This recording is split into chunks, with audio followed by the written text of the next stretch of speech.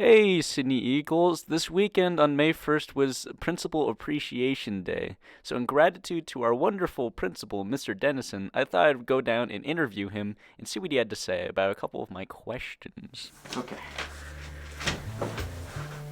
Good evening, Mr. Dennison. Nice to see you for the interview today. I'm just going to ask you the first question. How's the job being this your first year as a principal after being a biology teacher a long time ago and vice principal and such? It's been good. I look forward to coming to school every day. It's been a little bit challenging with everything we've had to kind of overcome this year in terms of the pandemic and the rules and regulations, but our teachers have done a great job, and I can only say thank you to the kids so far this year for being willing to comply with us and follow the rules and regulations that we have.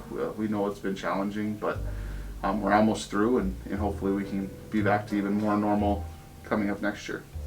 Now, did you expect yourself to be in this position? No, I didn't.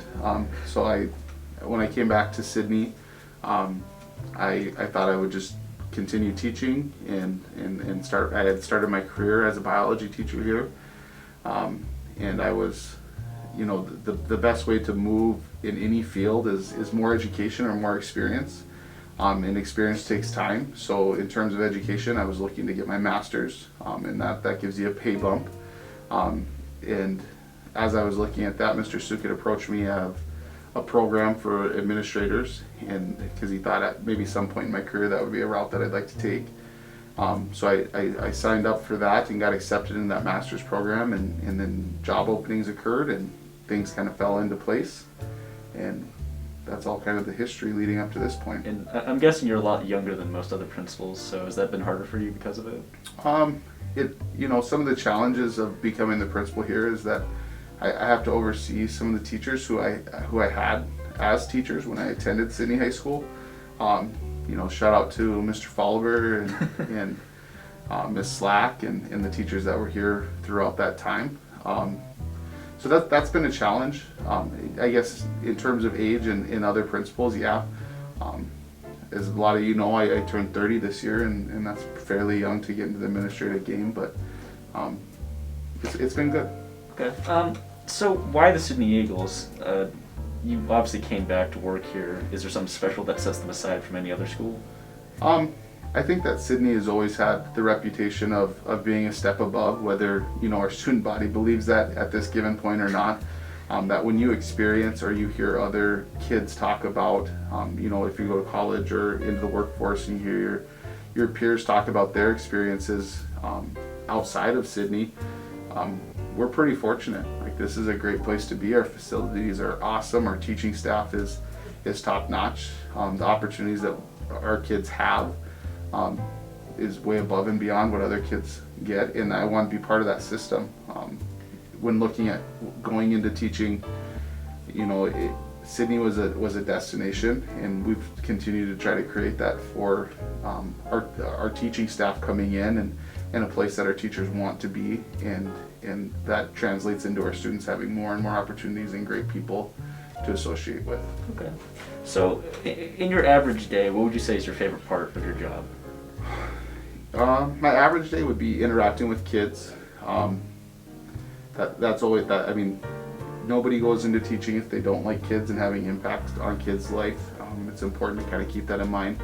Sometimes that gets hard because a lot of the interactions that I have are sometimes negative, right? I mean, kids that come to the office and you gotta do the discipline side, but I like getting into the classes. I've gone into Mr. Fowler's class a couple times this year and spoken with different groups. Popping in and when I'm doing evaluations and observations for teachers and interacting with the kids. I was just in FCS the other day and we partook in some classroom yoga. So if you're in Miss Ryan's FCS class 6 period, like you got to watch a relatively big dude do some stretching, I guess. But I mean, just trying to relate with kids and make sure that they're having a good experience. All right. A final question, I suppose, is there anything that the students can do to make your job easier, or is there anything that the class as a whole can do? That's a great question, and I think that's something that Mr. Coriel and I have discussed in terms of a focus moving forward within our career.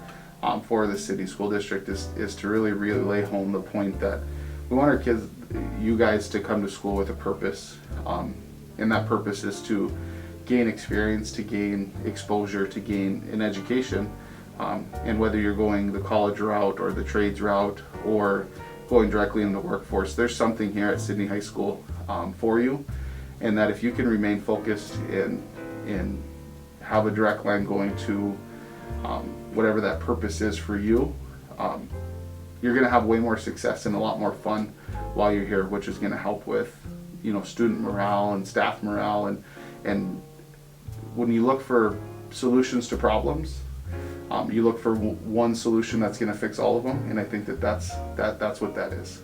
If you guys come to school with the idea that I'm here to not only learn but gain those experiences and gain